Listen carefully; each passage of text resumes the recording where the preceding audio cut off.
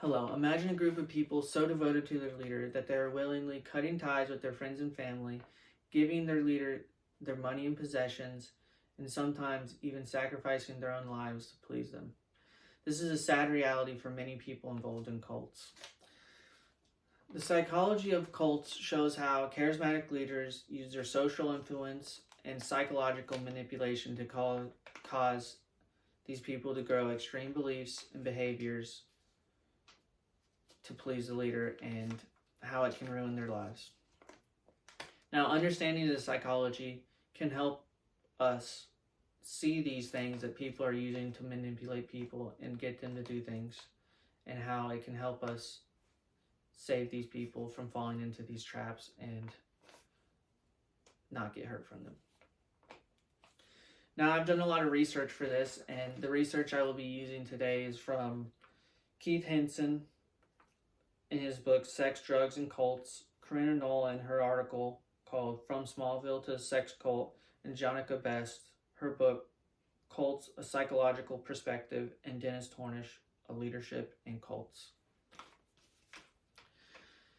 Now, the points I will make to you are the characteristics of cult leaders and their methods of manipulation, the psychological methods that make individuals vulnerable to the influence of the cult leader, and the impact that cult's involvement have on individuals and society. Let's get into the first point. Cult leaders often have a strong, charismatic personality or something that draws people to them. Maybe they are often seen as extraordinary, they have extraordinary qualities, or maybe even divine connections, said Jonica Best. An example of that is Charles Manson, the leader of the Manson family cult.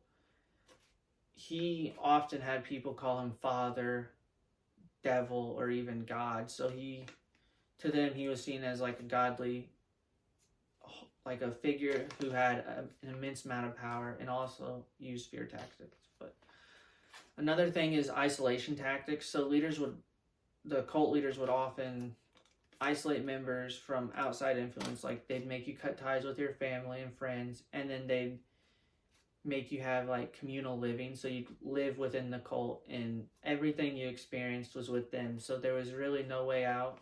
And then another thing they would do is control the information that you receive. So they would have the control of the information, creating like a closed system where only their teachings were valid, and if you disagreed, well, you really couldn't. They would not let you disagree. They kept shoving the information into you and made sure that you grew to believe that. An example of that was NXIVM. So NXIVM was it started off as a self-help thing, but once you got into it, you paid into it, and you paid to grow within the self-help of the system, which really they were just trying to get your money. And then it turned into a sex cult, and they would brand you, and it was just horrible. It would ruin those people's lives, and one of the people ended up going to prison for many years. Now, having explained the characteristics and tactics that cult leaders use to manipulate you, let's delve into the psychological methods that make individuals vulnerable to these tactics. Now, one thing is cognitive dissonance. Individuals in cults often experience cognitive dissonance where conflicting beliefs lead to discomfort for that person. And to resolve that, instead of being uncomfortable, they adopt the cult's ideology and fall into it. Another one is social identity theory. And cults provide a strong sense of identity and belonging. So these people who are lonely and cut off from the world, the cult is fulfilling their psychological needs for a connection or some sort of purpose, and that's what makes them feel better. And Dennis Tornish is how I learned that. And then there is compliance and conformity. Members are subjected to techniques such as peer pressure and authoritative command, making it difficult to resist the cult's influence once you are in it. and they love bomb you. They'll do something that you might think is wrong, and then they'll love bomb you, and you think, why would someone that loves me or cares very deeply about me want to hurt me? But really, these people are just using you. So, and they just are not seeing it. And that's Keith Henson supplied that. Now that we understand why individuals are drawn to cults, let's talk about the impact that the cults can have on individuals in society. Now, there's some psychological effects. Cult members often suffer from anxiety, depression, PTSD, and high levels of manipulation and control can cause all that. And they're really just being controlled for the cult to benefit the cult and not them. And they're really just being used, and that can destroy a person mentally and their social lives. And it can put a strain on their families and the world around them, and cause them to do activities they'd never do before, and can destroy them mentally for the rest of their life.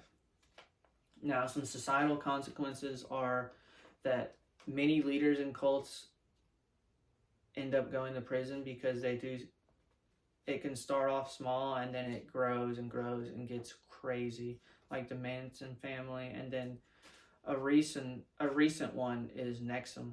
The Manson family, they ended up killing like 9 people, and it's said to be possibly up to 24. And most cults end up developing into some sort of sex cult, like Nexum. The cult leader of Nexum would end up sleeping with every woman who joined the cult, and they were paying for it even though they didn't want to do it. So in conclusion, you can see how cults in the long run can destroy someone in their life. Now, we talked about how characteristics of cult and their methods of manipulation and the psychological methods that were used to gain that person's influence and the impact it can have on individuals.